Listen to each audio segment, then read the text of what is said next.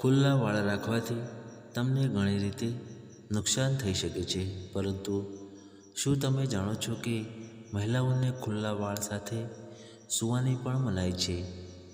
ધર્મશાસ્ત્રમાં સુખી જીવન માટે ઘણા નિયમો અને પરંપરાઓ જણાવવામાં આવી છે, જેનું પાલન કરવા પર આપણને નિશ્ચિત લાભ મળે છે.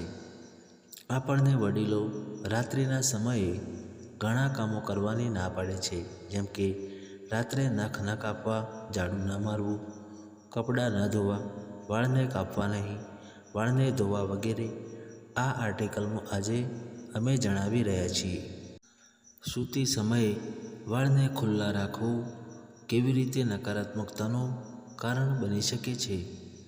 માન્યતા અનુસાર રાત્રે સૂતી સમયે વાળ ખુલ્લા રાખવા નુકસાનકારક સાબિત થઈ શકે છે. તમને રાત્રે વાળ ખુલ્લા રાખીને સૂવું પસંદ છે, પરંતુ શાસ્ત્રોમાં તેને અયોગ્ય માનવામાં આવ્યું છે, કારણ કે તેને શોક અથવા દુઃખનું પ્રતીક માનવામાં આવે છે. મહાભારત કાળમાં દ્રૌપદીનું અપમાન કરતી વખતે અને કૈકેયીના ક્રોધમાં ગૃહમાં બેસીને તેણે વાળ ખુલ્લા રાખ્યા હતા. એવું માનવામાં આવે છે કે ખુલ્લા વાળ સાથે સૂવાથી તમારા જીવન પર નકારાત્મક અસર પડે છે. વાસ્તવમાં રાત્રે નકારાત્મક ઉર્જા વધુ સક્રિય હોય છે.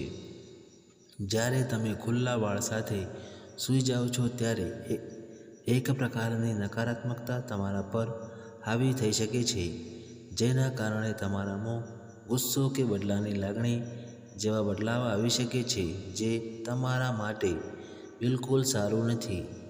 અત્યાર સુધી તમે શાસ્ત્રોમાં ખુલ્લા વાળ સાથે ન સૂવાના કારણો જાણી લીધા છે. હવે વૈજ્ઞાનિક કારણો વિશે વાત કરીએ. આમ કરવાથી વાળ અને તકિયા વચ્ચે વધુ ઘર્ષણ થાય છે અને તેના કારણે તમારે વાળ તૂટવાની સમસ્યાનો સામનો કરવો પડી શકે છે. ત્વચા સંબંધિત રોગો પણ થઈ શકે છે. મિત્રો, આવા અવનવા વિડીયો જોવા ચેનલને સબસ્ક્રાઈબ કરવા વિનંતી છે. સબસ્ક્રાઈબ કરવા નીચે આપેલા લાલ બટન દબાવો અને બાજુમાં આપેલ ઘંટડી દબાયા પછી ઓલ બટન પર દબાવજો, જેથી કરીને અમારા નવા વિડીયોની નોટિફિકેશન સૌથી પહેલાં તમને મળતી રહે. અને મિત્રો, વિડીયો છેલ્લે સુધી જોવા માટે તમારો ખૂબ ખૂબ આભાર. તો ચાલો મિત્રો, ફરી મળીશું એક નવી કહાની લઈને. ત્યાર સુધી બધાને જય શ્રી કૃષ્ણ, રાધે રાધે.